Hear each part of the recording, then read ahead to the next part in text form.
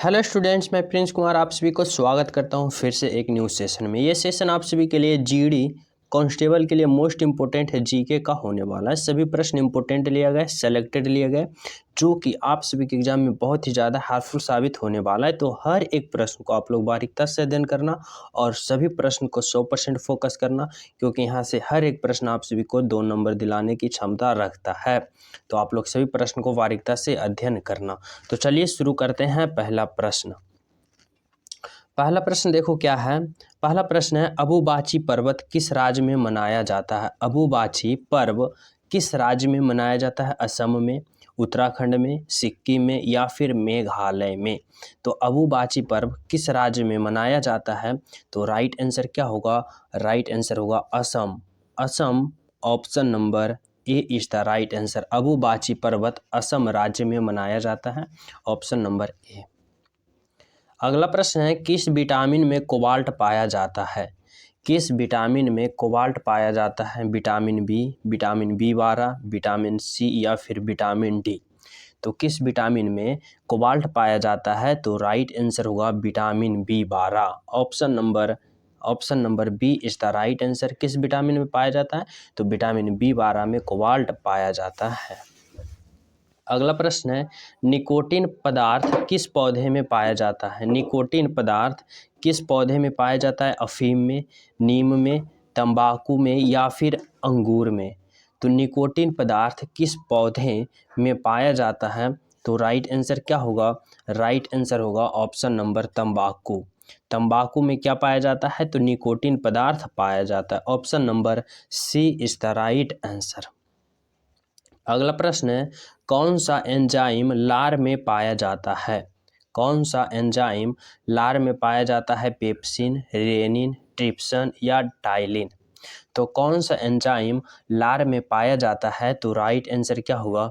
Right answer होगा ptyalin is the right answer, option number D. कौन सा enzyme लार में पाया जाता है? तो टाइलिन पाया जाता है। अगला प्रश्न है, ऊर्जा उत्पादन के लिए कोशिका किसका उपयोग करती है? ऊर्जा उत्पादन के लिए कोशिका किसका उपयोग करती है? ग्लूकोज, अमीनो अम्ल, वसा अम्ल या सुक्रोज? तो राइट आंसर क्या होगा? राइट आंसर होगा ऊर्जा उत्पादन के लिए कोशिका ग्लूकोज का उपयोग करती है। किसका? तो glucose, option number A is the right answer. अगला प्रश्न है, दूध में कौन सा विटामिन नहीं पाया जाता है? Vitamin D, vitamin C, vitamin B या फिर विटामिन ए? तो दूध में कौन सा विटामिन नहीं पाया जाता है? तो विटामिन सी नहीं पाया जाता है, क्योंकि विटामिन सी कैसा होता है? खट्टा होता है। और जब अगर यह दूध में विटामिन पाया जाएगा तो दूध का जो अवस्था है वास्तविक अवस्था नहीं रहेगा, उसका अवस्था बिगड़ जाएगा, जिस प्रकार से या तो दही बन जाएगा या फिर उसका वो दूध फट जाएगा।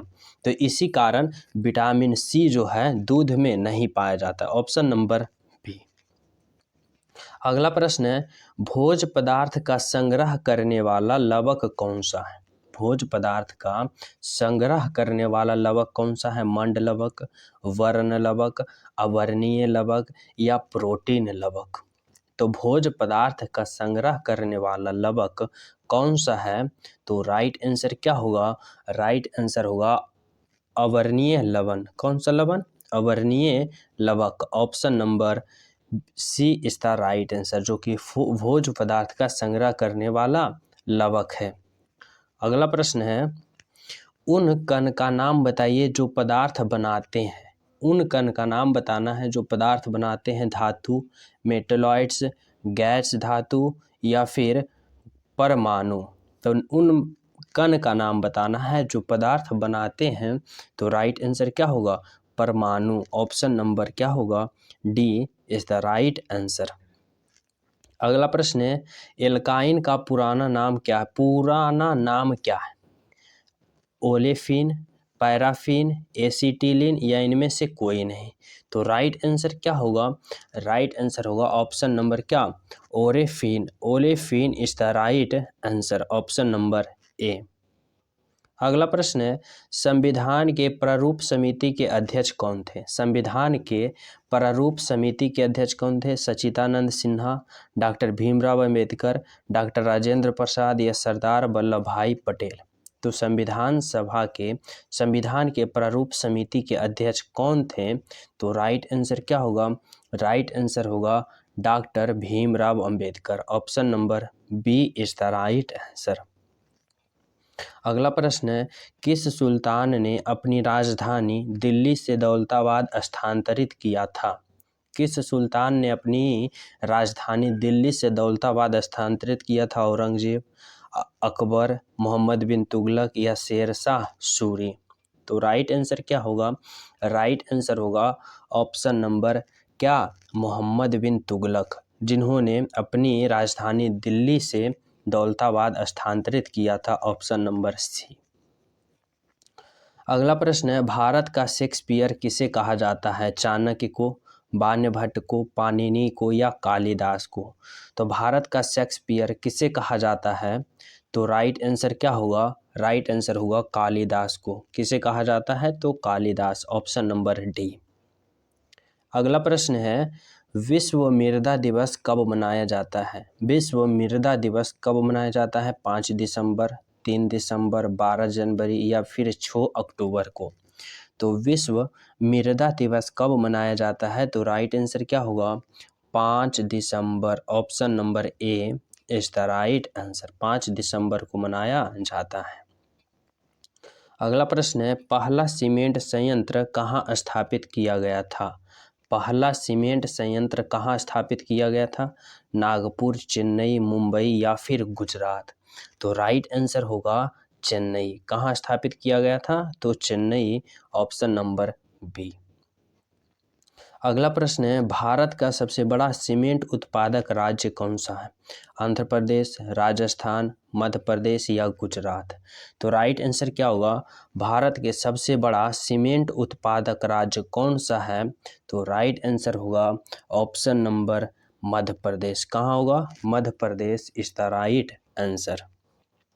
अगला है राष्ट्रीय स्टॉक एक्सचेंज की स्थापना कब हुआ?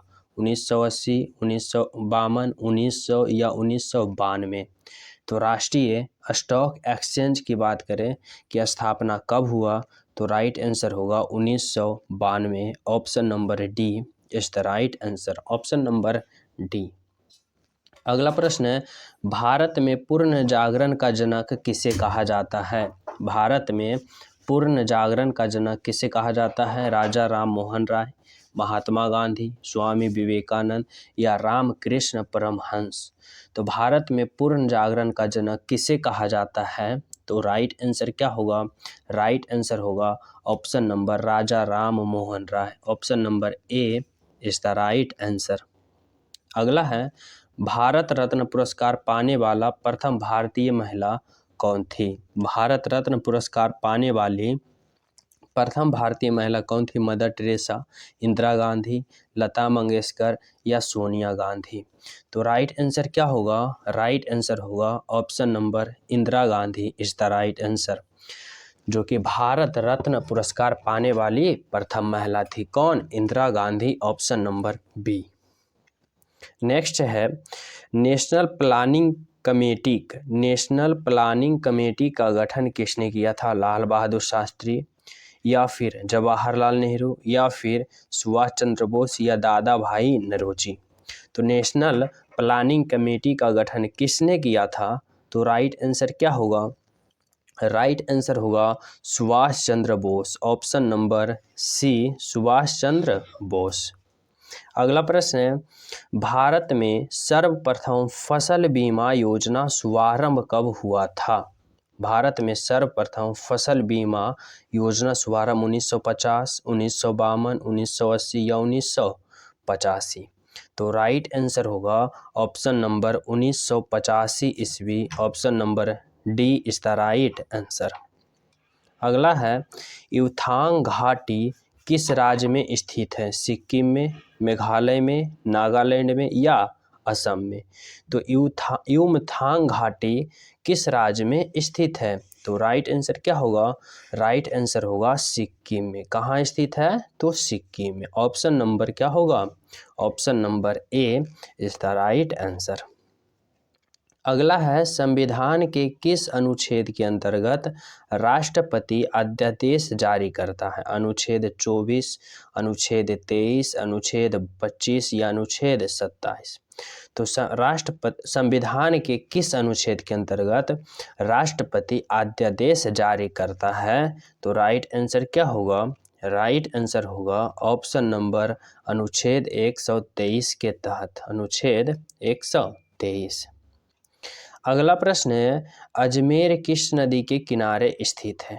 अजमेर जो है, जो कि राजस्थान में है, कौन? अजमेर। अजमेर किस नदी के किनारे स्थित है? तो यह किस नदी के किनारे स्थित है? तो लूनी नदी के किनारे स्थित है। ऑप्शन नंबर सी, लूनी नदी इज द राइट आंसर। अगला है खुल्लम लोक नृत्य का संबंध किस राज्य से है? हरियाणा, पंजाब, मणिपुर या मिजोरम? तो खुल्लम लोक नृत्य का संबंध किस राज्य से है? तो राइट आंसर क्या होगा? हरियाणा। ऑप्शन नंबर क्या होगा? Option number A is the right answer. अगला प्रश्न है किस पंचवर्षीय योजना के तहत पहली बार भारत में गरीबी हटाओ पर बल दिया गया था?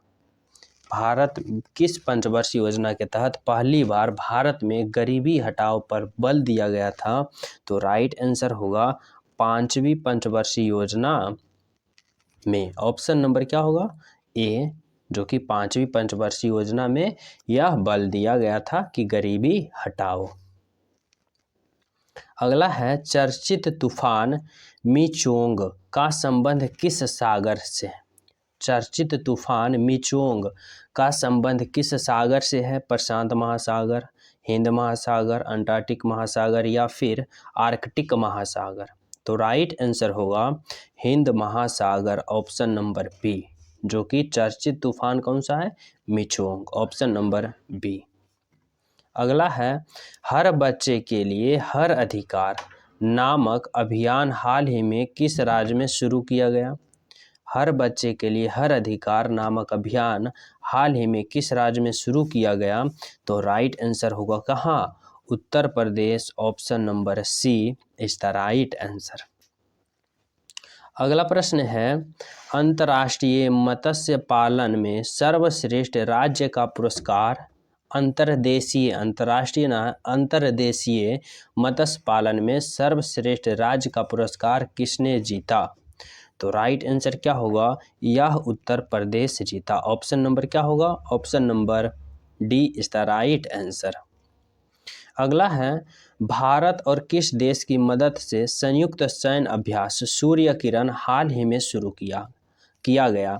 तो सूर्य किरण किस किस देशों में सैन्य अभ्यास चल रहा है? भारत और किस देश के साथ? नेपाल, ऑस्ट्रेलिया, श्रीलंका या भूटान?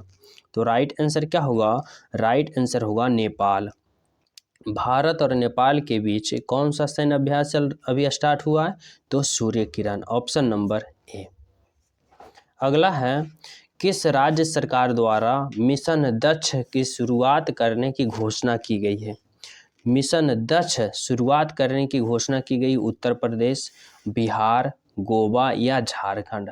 तो राइट आंसर क्या होगा कि किस राज्य सरकार द्वारा मिशन दक्ष शुरू करने की घोषणा की गई है?